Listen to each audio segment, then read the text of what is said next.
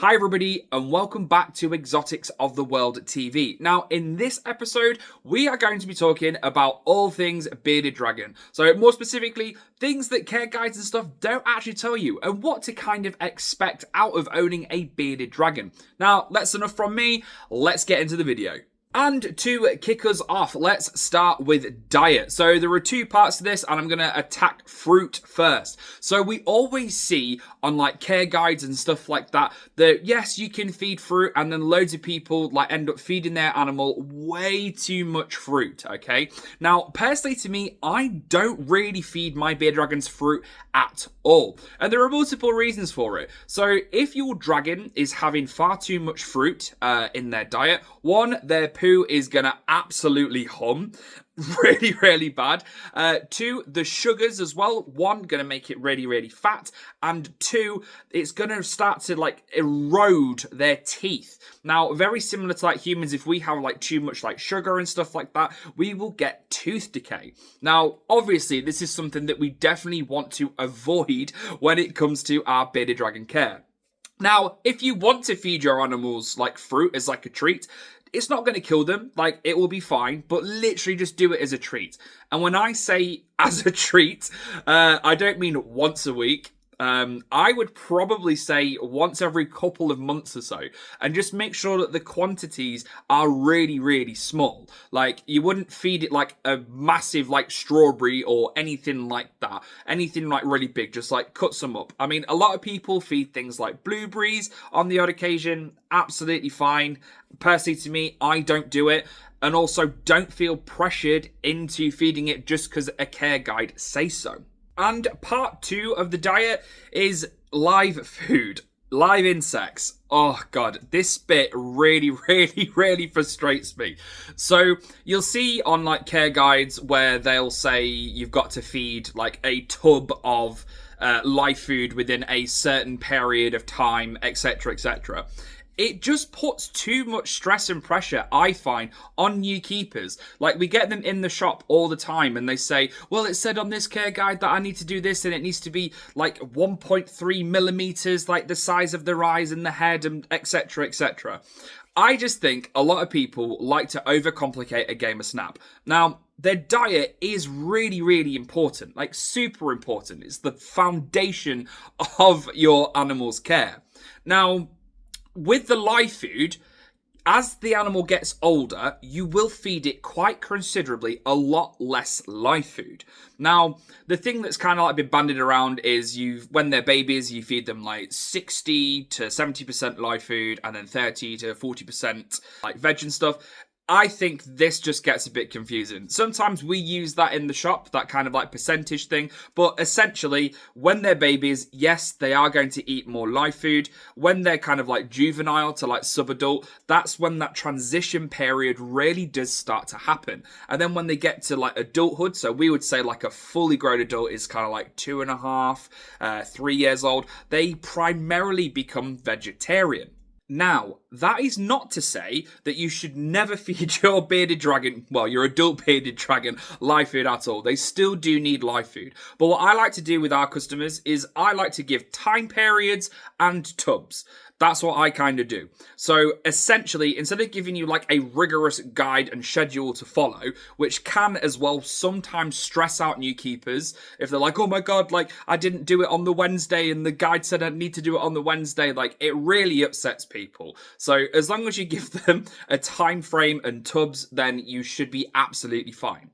So for example, when they're babies, so we would say 3 tubs of live food. Again, though, this is going to depend on the live food it is. So speak to your exotic specialist about that. But when they're babies, 3 tubs of live food should realistically last them anywhere from 7 to 10 days. Now, when you move over to juvenile to subadult, so this is actually a fairly big period of time for the animal in terms of growth and whatnot, we would say 3 tubs of live food should realistically last you anywhere from 10 to 20 days. And then when they are adults, one tub of live food should realistically last you around about a month or so. Now, another thing that we constantly get asked for advice and information on is in fact brumation, and as well sometimes estivation. So essentially brumation is like sleepy sleepy wintertime, and then estivation is sleepy sleepy summertime. So that is it in its purest form, okay? So they are slightly different. So essentially, brumation is when it gets a little bit colder, the animal starts to slow down a bit, and I don't really like using the term, but kind of hibernates like a little bit. So the animal's not going to fully go to sleep. When it warms up or when the air pressure changes, it's going to be a little bit more active. So this is completely normal. So it usually happens in the UK anyway. I'm not sure what it's like around the rest of the world, but essentially in the UK, it usually happens anywhere from September and can last all the way up to end of February, sometimes creeping into March. Now, in this kind of period of time, just leave your animal to it. If it is losing weight drastically, then definitely take it to a vet, get it parasite checked, that type of thing, and then treat if necessary. But if the animal is fine, not losing any weight, just let it go through its motions. It's absolutely fine. Now, the reverse of that being estivation is in the summertime. So in the wild in Australia, when it is far too hot to like hunt, there's going to be no live food available for the dragon to eat, hardly any plants. So it kind of goes into this dormancy period. So that's essentially the basic form of the two, brumation and estivation. Again, it is something not really to be that concerned about unless your animal is losing weight. Another thing that customers come to us with is the whole bathing argument. So bathing and bathing your bearded dragon. Again, I don't really think it's a necessity to do so. If you want to bathe your bearded dragon, so if you want to have that kind of like bonding time, and if your animal appears that it enjoys it, then go ahead, absolutely fine. I will say, however, it is not a necessity to do so. So a lot of people kind of like couple this with like impaction and making sure everything's like going through the motions in terms of its digestive system. But me personally, I've not done it in 20 years, really. It's fine. But again, if you guys want to do that, to get that bond between you and the bearded dragon, that's also fine. Like, don't worry about it. But again, which is a constant running theme, do not feel pressured into doing so. It's going to be fine either way. Now, of course, if your animal does go to the toilet and it gets feces or poo, like schlormed all the way up its tail and on its belly, etc., then of course, like you're gonna like have to clean it. So something that we do tend to find with the whole bathing thing is about water retention and moisture. So one, they do not take water up their cloaca. They do not drink from their backside, okay? It's not a thing, okay? So they don't do that. If you are concerned about water retention and whatnot, because you've never seen your bearded dragon drink from like a still pool, etc., then what you can do is just spray them in the morning. Literally just a light, just a light spray, okay? It's not going to like spike your humidity where it's going to potentially cause a respiratory infection, etc. It's not going to happen. In the wild, they will naturally take in water from like the morning dew that like settles on a lot of like the plants, the rocks, etc.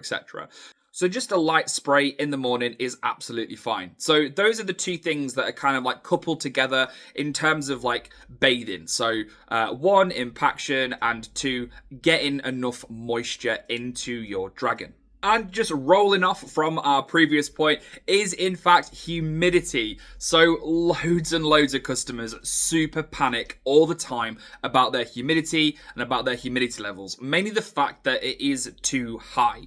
Now, in the UK, we're an island, okay?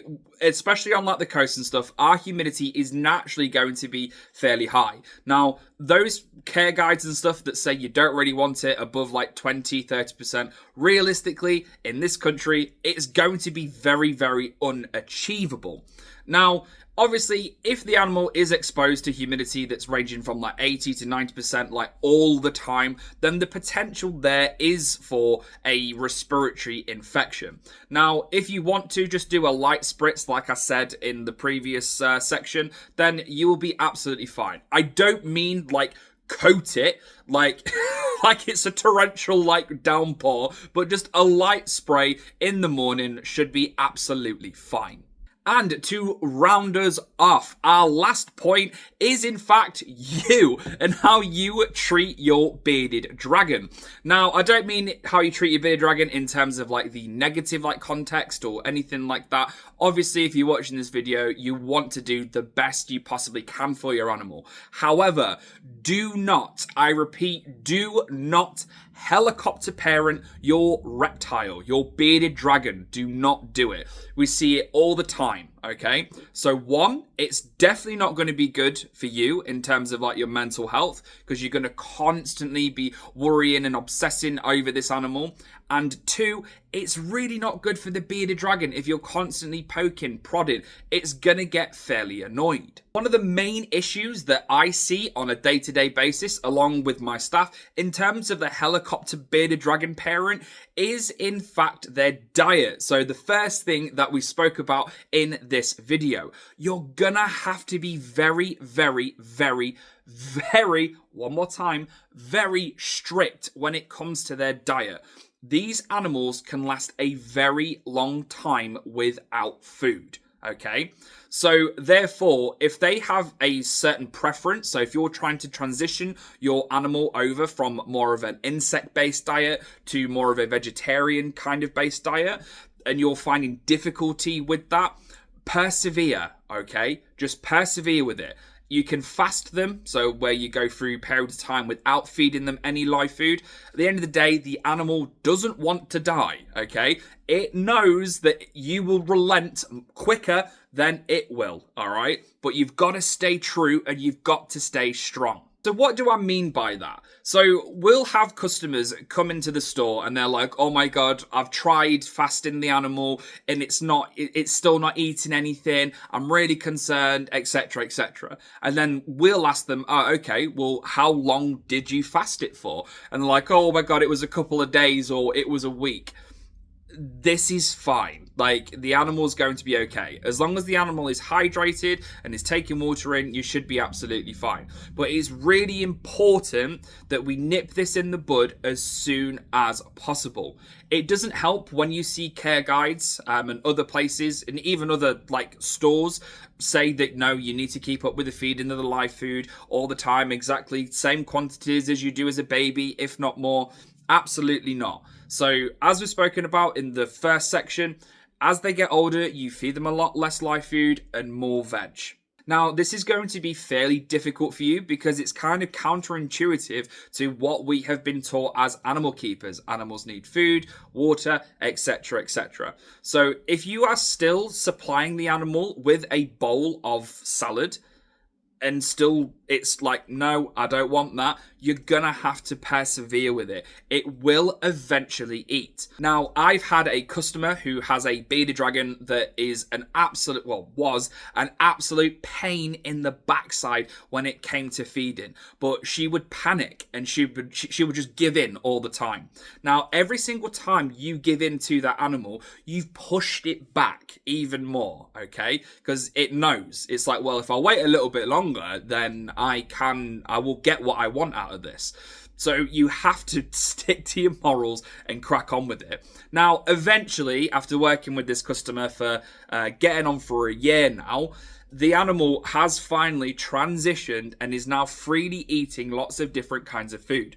Now, this is exactly the same if you find that your animal is favoriting certain foods. If you're finding, for example, that the animal is preferring locusts, for example, just don't feed them locusts. It will come to a point where the animal's like, well, I'm a little bit hungry now. I should probably start eating something else. And then you can slowly introduce that favorited live food back into the diet until it is eating a wide variety of foods. And that about wraps us up for this video. So thank you very much for watching. If you did enjoy the content, please make sure that you do give us a like, share, and a subscribe, and ring that bell icon, and you'll be notified when we release new videos. But anyway, that's been enough from me. Thank you again, and I'll see you in the next one. See you later, duck.